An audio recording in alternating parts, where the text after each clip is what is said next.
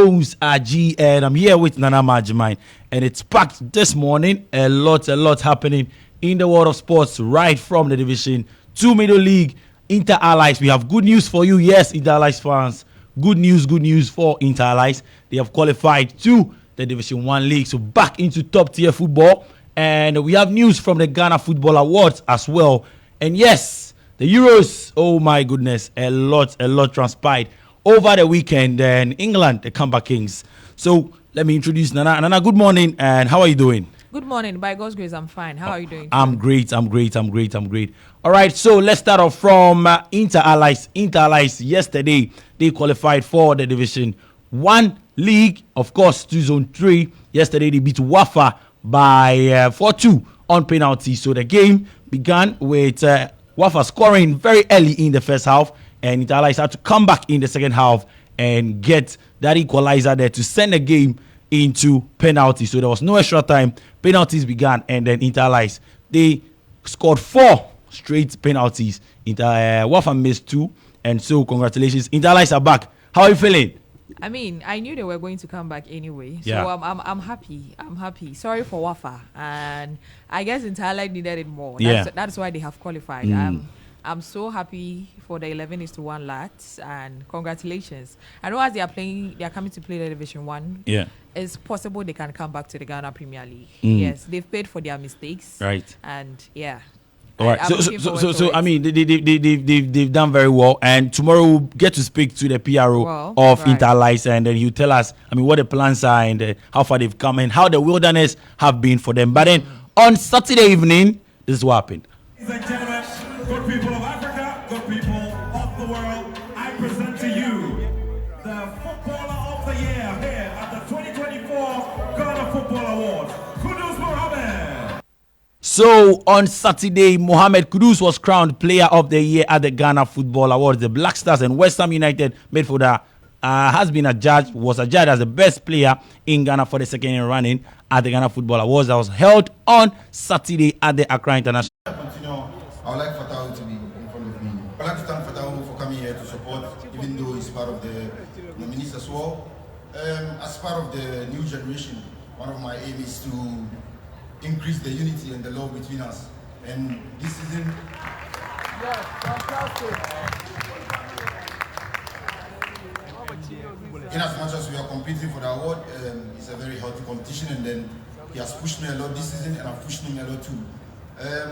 I've told him this already, but in front of everyone, I want to use this opportunity to tell him how proud I am of his journey and how far he has come and what he has done this season at Leicester.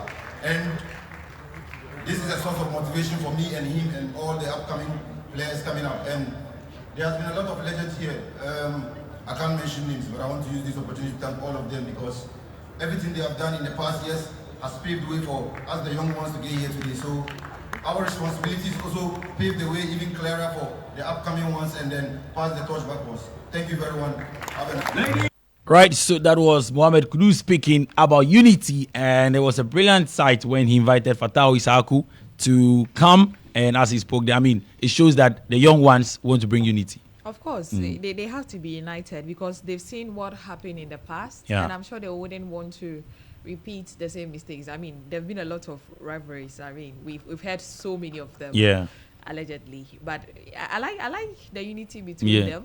Maudine, Fatawu Isaku. I mean, I saw them on Saturday, and Kudus won 2 hours, and the first one Fatawu went with him, and then the second one he went with him. And in both categories, he was competing with him. Yeah, so, I mean, it's good, and I like the speech from Kudus. Very deep.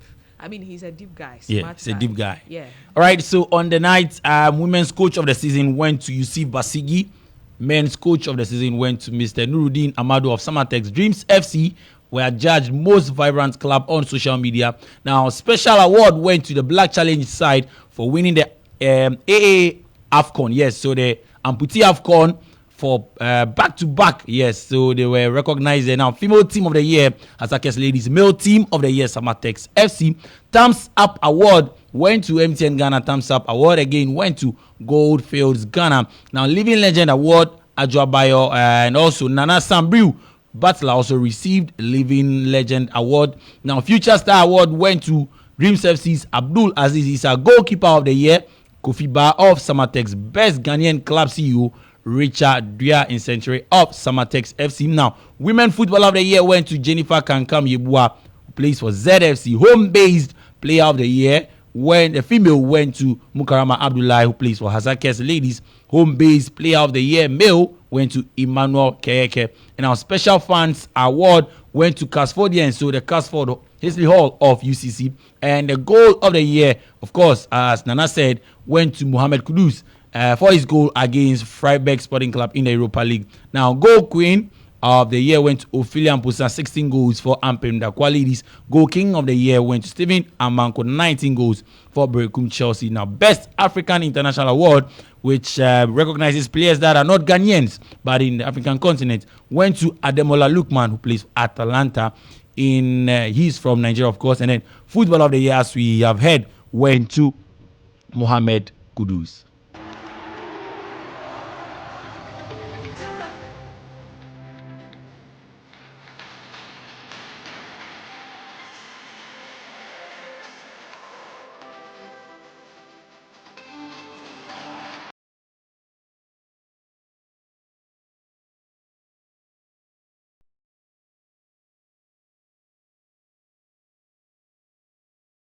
All right, so of course the Euros has been on fire, and Jude Bellingham produced a moment of genius to keep England in the Euro 2024 as they survived another desperate display and a huge scare to beat Slovakia in a dramatic fashion to reach the last 8. Now England were seconds away from an embarrassing exit as Slovakia defended a lead they had held since the 25th minute when Ivan Strange raced into the box to poke a low finish past England goalkeeper Jordan Pickford. Bellingham rescued England from a performance that plumbed such depth that his goal was their first effort on target, but then set the platform for victory as Slovakia, who had defended so well, were left stand. Speaking after the game,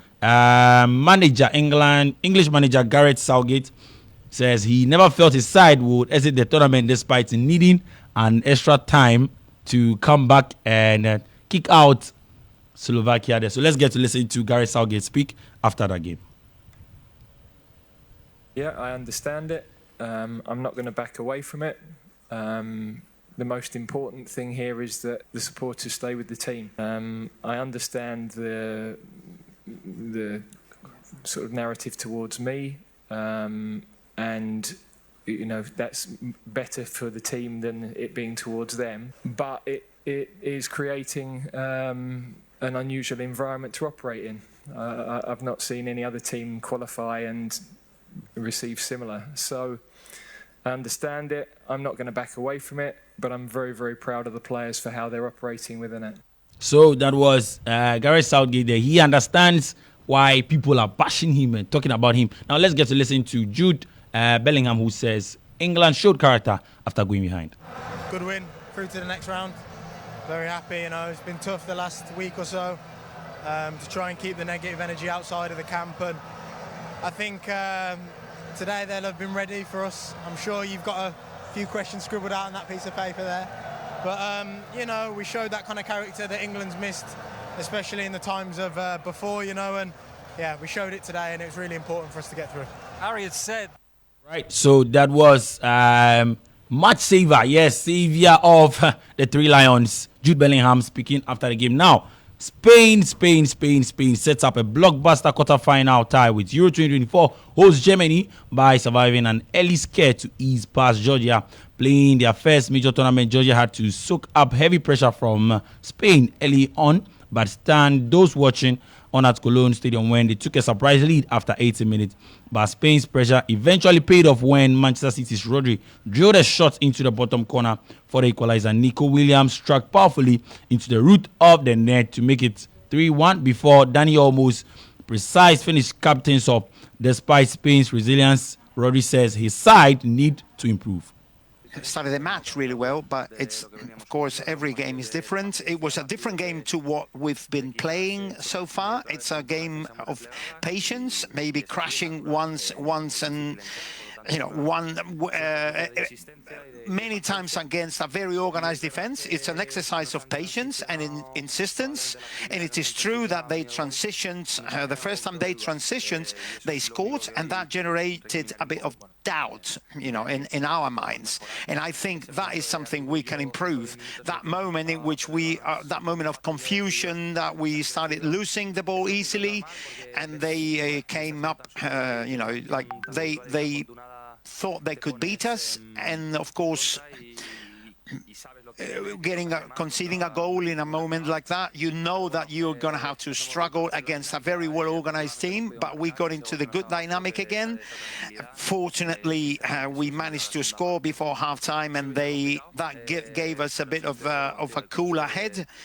And yes, but I agree, there are things that we need to improve, and there are certain stages of the match that we lacked a bit of punch and consistency, but in general, I think we were superior to the Georgian national team. Now, so that was Rodri speaking there after they beat Georgia to qualify to the next stage of their competition. Now, in other fixtures, defending champions, Italy made a limp exit from the Euros as a sparkling display from Switzerland helped them set up a quarterfinal meeting with England. Now, Germany has reached their first quarterfinals in 4 attempts at a major tournament as goals from Kai Havertz and then Jamal Musiala secured a 2-0 victory over Denmark. Havertz stayed composed to beat Kasper Schmeichel from 12 yards to put his side ahead, and Jamal Musiala breezed away from Anderson to fire across Schmeichel to make it 2-0 and set up a quarterfinal against Spain. Now, let's hear from the German tactician Julian Nagelsmann reacting to his side's victory. All together in the first 20 minutes, those were the best in the whole tournament. But then we scored a game with a goal that was a normal block, that wasn't a foul in my opinion. And then the thunderstorm, then we conceded that goal. That's it was very close, but it was a fact. And then we were awarded the penalty, and I understand that Denmark are annoyed by it, it's quite harsh, but that's how the rule is. So that's how the rule is, and so this evening at 4 p.m. France would take on Belgium, and at 7 p.m. we'll see Portugal take on Slovenia. Yes, Slovenia. And then in the Copa America, Brazil trashed Paraguay by 4-1 over the weekend. Argentina beat Peru 2-0, and then Venezuela recorded a 3-0 victory over Jamaica. Now, Canada and Chile played a goalless draw, and the game between Mexico and then Ecuador also ended in stalemate there. So that will be all for sports this morning. Speak Right will be up next, and of course the morning show would continue. My name is Jones Aji, and then I was here with Nana Majimai. Don't forget that the game would be live at 1 p.m. Yes, we would bring you details of all that happened over the weekend on the game at 1 p.m. on radio Starr 103.5 FM, and then on TV at GH1 TV. Do have a blessed day.